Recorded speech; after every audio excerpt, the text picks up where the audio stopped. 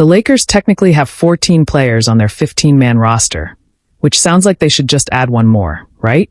Wrong. They're stuck under the first apron-hard cap, which means they literally can't cross that line. Unless they create some breathing room, they can't sign a 15th guy. For them, that basically means waiting until mid-January, around the 13th for a player with less than 2 years of NBA experience, or the 18th for a veteran with 10-plus years. So who would even be available by then? At that point of the season, it's all about the buyout market. That's a path the Lakers know well. They grabbed guys like Andre Drummond and Markieff Morris in past buyouts, and LeBron himself has recruited players directly.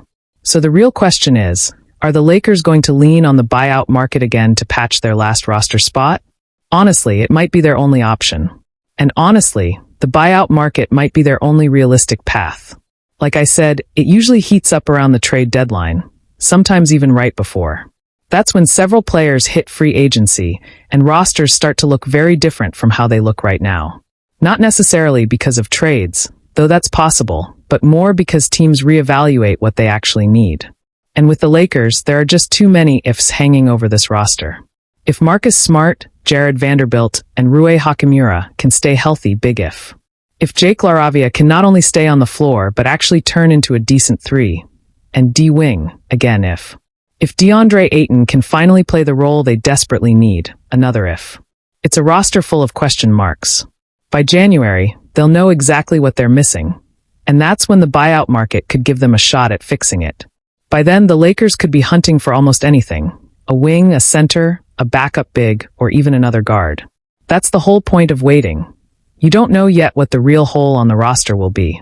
Which means we can't single out one exact player or position off the buyout market right now. Instead, let's run through 5 possible candidates: point guard, shooting guard, wing, even center, and look at how they could actually help this team if the need pops up. To start in the backcourt, the Lakers could use a shooting guard or small forward who can really shoot threes. That's critical if they lose Dalton Connect in any way, through a trade, injury, or just flat-out poor play that forces him out of the rotation. Someone like Kevin Huerter wouldn't be a crazy idea. In fact, even if Connect survives the rotation, the Lakers' lack of reliable three-point shooting makes Huerter's skill set worth considering.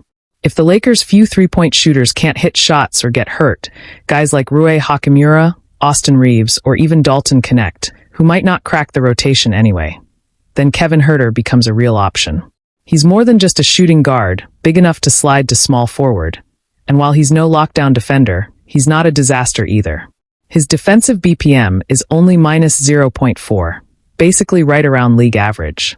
What he does bring is legit three-point shooting and the ability to thrive next to high-usage stars like Luka Doncic or LeBron James.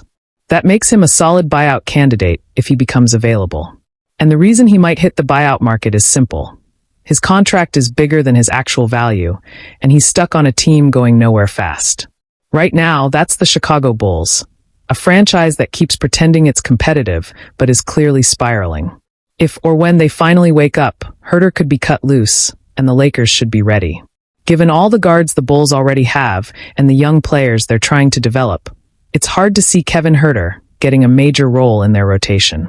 That makes a contract buyout pretty realistic, with Chicago waiving his $18 million deal.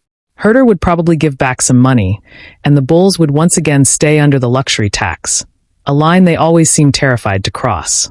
Sure, they'll shop him in trades first, but let's be real. No one is lining up to take that contract. His trade value is close to zero. He's also coming off one of the worst years of his career, averaging just 10 points a game and hitting a career-low 34% from three. That's the first time he's ever dipped below 36%, which says a lot about how good he's been in the past, but also how badly he struggled last season. At this point, his deal is flat out not worth it, and that's why he's way more likely to end up bought out than traded. So in the end, I think Kevin Huerter is heading for a buyout, and if the Lakers run into a mix of bad shooting, injuries, or underperformance, he wouldn't be the worst guy to grab off the market. That's buyout candidate number 1. Not the most exciting, but not useless either.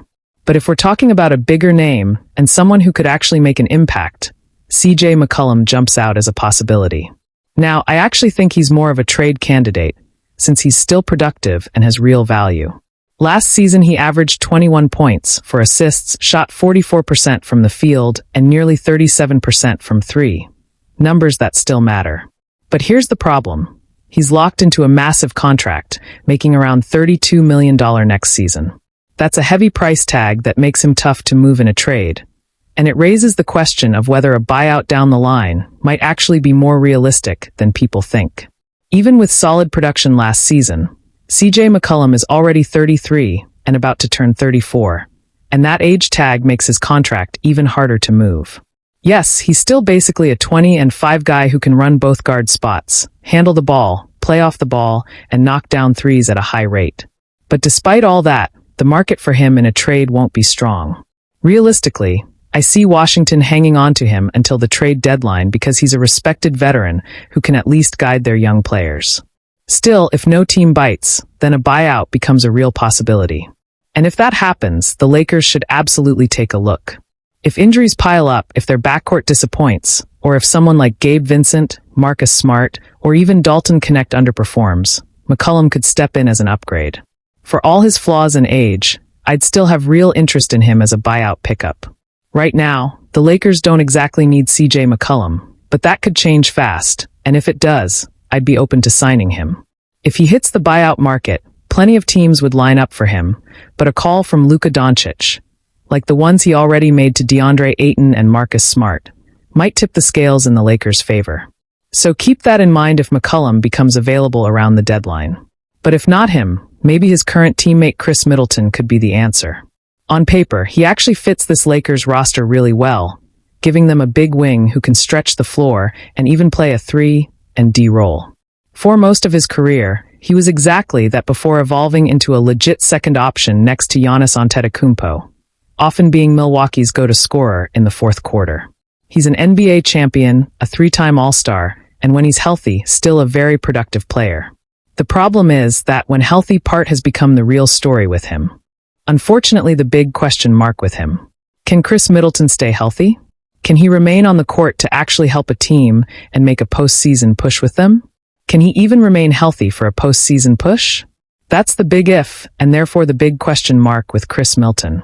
But if it comes down to it and he would hit the open market, I'd have a very hard time saying no to him. Again, potentially with a Luka Doncic call to help Swam to join their team over a different team, I think he would help their team out and would be a pretty good fit for them both then and probably even right now as well. I mean, like I said, they currently have a need for another wing option, another big wing option, and Chris Middleton could definitely be that for them. Of course, when healthy or if he can stay healthy. But if he can or if he could, then he could definitely be a great option for their offense, and potentially even their defense, too. When healthy is still a great on-ball option. Can score for himself, can create for teammates, kind of a point forward, if you will, can hit some big-time shots in the fourth quarter, but then can also play off the. Middleton is still a near 39% three-point shooter, a proven playoff performer, and someone who can handle the ball or play off it. He can hit clutch shots in the fourth quarter, and while not the defender he used to be, he's not a complete liability either. So if he hit the buyout market, I'd absolutely be open to signing him. But if the Lakers' need isn't in the backcourt or on the wing, and instead it's at center, say DeAndre Ayton doesn't deliver or gets hurt, or if Jackson Hayes flames out too, then Nikola Vucevic could be an option. His name has already been floated plenty of times in both the buyout and trade markets. In fact, over the last few years, it feels like the Lakers have been linked to him a dozen different times. Reporters keep bringing it up, so there's at least some smoke, even if we don't know how real the interest actually is. Still, as a buyout pickup, Vucevic wouldn't be the worst move, especially if their front court falls apart. If it came down to signing him on a veteran minimum deal, Nikola Vucevic would bring serious value. He's coming off a season averaging 18.5 points, 10 rebounds, nearly a block and a steal, plus 3.5 assists per game, while shooting a career-high 53% from the field and over 40% from three. That's highly efficient, versatile offense you simply can't ignore. Sure, he's not a good defender. At times he's a flat-out liability. But his offensive skill set still makes him a major upgrade. Compared to Jackson Hayes or DeAndre Ayton, neither of whom provide reliable three-point shooting, Vucevic adds spacing and rebounding they can't. Even someone like Maxi Kleber, who does stretch the floor, doesn't bring the all-around offensive game Vucevic does. So if the Lakers' front court struggles with injuries or underperformance, turning to Vucevic as a buyout signing would actually make a lot of sense. And with that, I think this wraps up the buyout market outlook. Whether it's someone like Nikola Vucevic, Chris Middleton, CJ McCollum, or even Kevin Huerter, the truth is you never really know what the Lakers will need by then. Injuries, underperforming players, or just roster flaws will almost certainly leave them looking for help, and the buyout market is the most realistic place to find it. Odds are, one of these four guys could be in play if they hit the market. So what do you think? Who's the best fit, and who would you actually want the Lakers to chase? Drop your thoughts in the comments. That's going to do it for this one. And if you enjoyed, make sure to leave a like, subscribe if you haven't already, and hit the notification bell so you don't miss the next upload. As always, thanks for watching, and hopefully the Lakers front office doesn't blow another roster spot this time.